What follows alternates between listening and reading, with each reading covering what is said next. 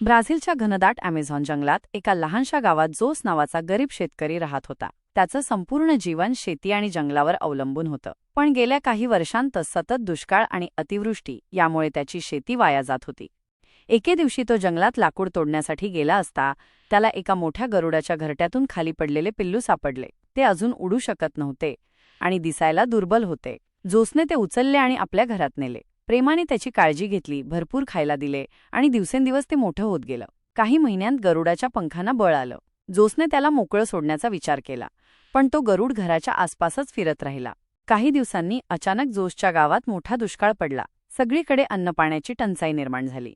एके दिवशी जोस चिंतित चेहऱ्याने आपल्या शेतात बसलेला असताना तोच गरुड आकाशात झेप घेत त्याच्याकडे परत आला. त्याच्या पायात खूप मासे धरलेले होते. आश्चर्यचकित होऊन जोसने ते घेतले. दुसऱ्या दिवशी सुद्धा तो गरुड मासे घेऊन आला.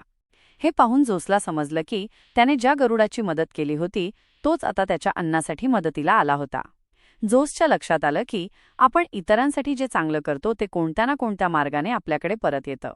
सत्कर्म कधीच व्यर्थ जात नाही. आपण जेव्हा इतरांची मदत करतो तेव्हा कुठल्या ना कुठल्या रूपात त्याचा परतावा आपल्याला मिळतो.